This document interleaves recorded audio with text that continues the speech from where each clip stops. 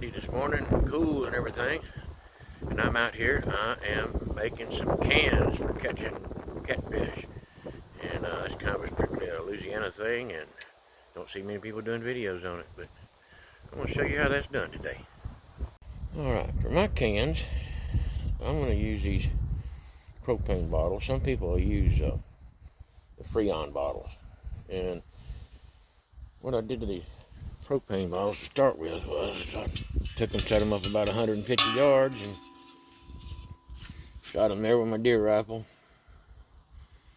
See, put some holes in it, make sure there's no gas in it. Then I put them to the side and just laid them to the side, and I didn't use them, didn't even look at them. Just moved them out of the way to cut the grass and everything for about 3 years. And just left them alone, make sure all the gas is out of it. And then what I'm going to do then is I'll come up here and I'll cut out the top, and I'll take the biggest drill bit I got, drill some holes in the bottom. And so let me get all set up here, and I'm going to show you what I do on these things. Alright, first thing I'm going to do, get my gloves and all on here. First thing I'm going to do is I'm going to cut that ring off the bottom. And they're just held on with some little tack welds.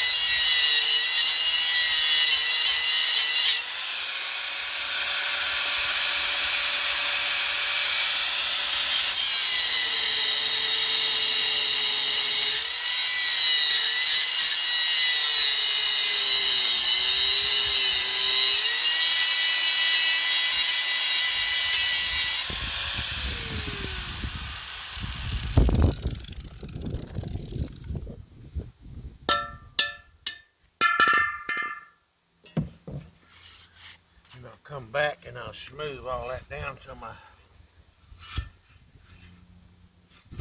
line don't get snagged on something. I'm trying to make that set up there right.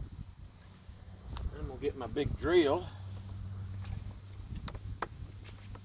Got this big honking drill here. Oh, let me get it all fixed up.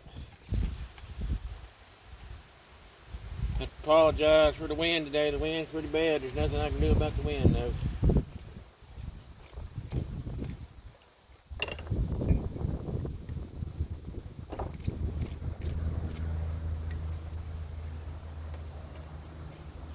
Oh yeah.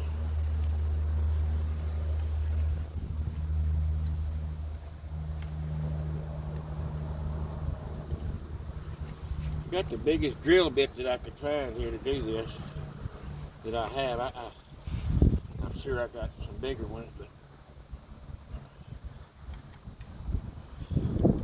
these are the ones I can find right now.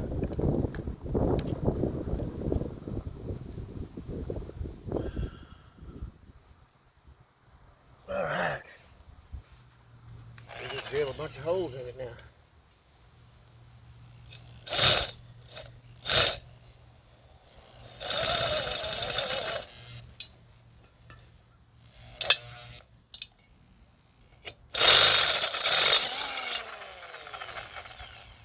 Starting out by drilling through these bullet holes.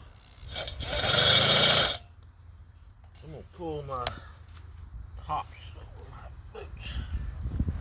And the metal chip is going to get down in my boots, and they are going to aggravate me. Alright.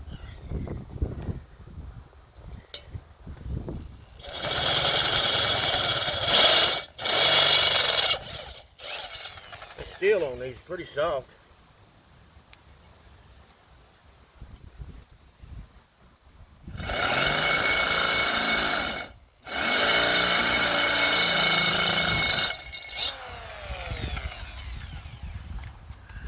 that's how you want the holes to look. So, let me get all them drilled and I'll be right back then and show you that. What I've done now, I got them holes in the bottom drilled, and I drilled a couple in the top, and I got the valve out. And the valve, I have all this mess here on the bottom of it, which it'll dump out whenever you drill a hole. You want to get that out if you can. Let me see if I can draw me a little picture here of how I want to cut the top. I gotta get my pen, so I'll be right back. Well, the trick to these is not to make your hole too big. So what I did here is I'm making mine about as wide as this opening on the handle, and then I flare it open and I come down to here. So that's size for pretty good sized catfish. Get in there.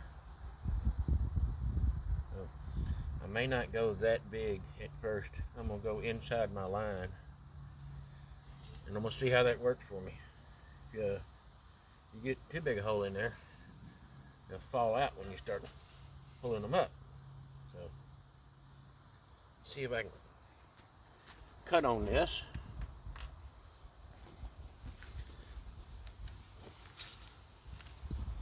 Get my gloves on. What I'm doing is I'm using my angle grinder here with those cutting wheels on it. I use that for a lot of stuff. This isn't very thick.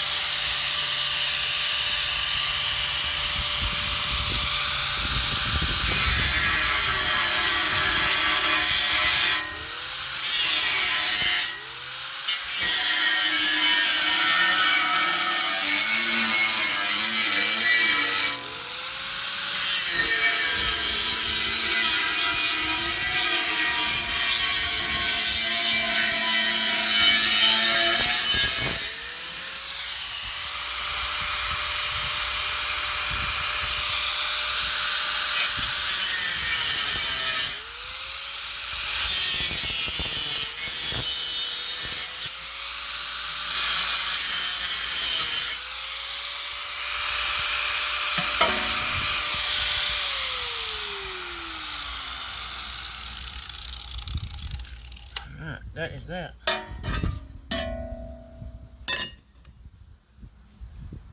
There's a wasp nest inside of it. A lot of people are always worried about these, you know, worried about using these propane bottles that they may blow up on them. That's why they use the Freon bottles. But if you do like I did, you just set them out there, shoot holes in them with your rifle, and let them sit like this 3 or 4 years,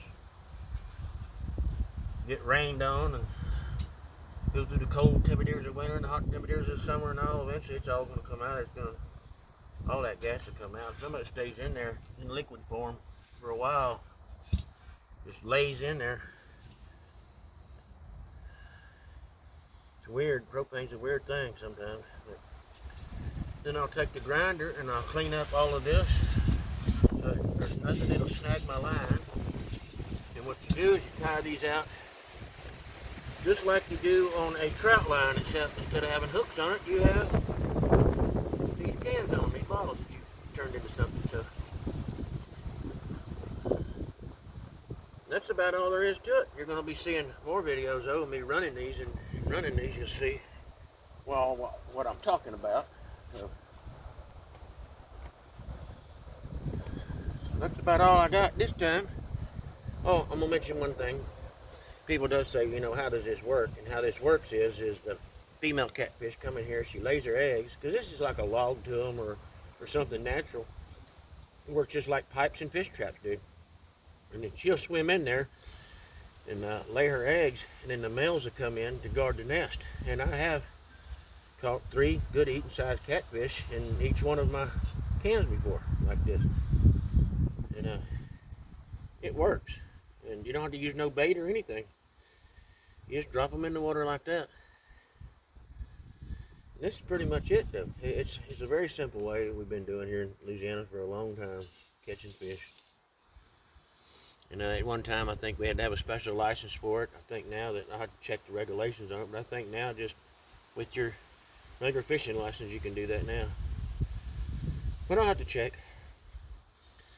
And I'll still do a few more things here after I clean these all up and everything. I may actually put some paint on them, but I know people that's had these and used these for 50 years and use the 120 tard line to run your line on, and then you have your drop down and all. You know, you just throw them in the water like that, just like you do a trout line. Tie it off on a tree somewhere, or if you think you can figure out how deep you need to go to get to the bottom, and then have a float to mark it.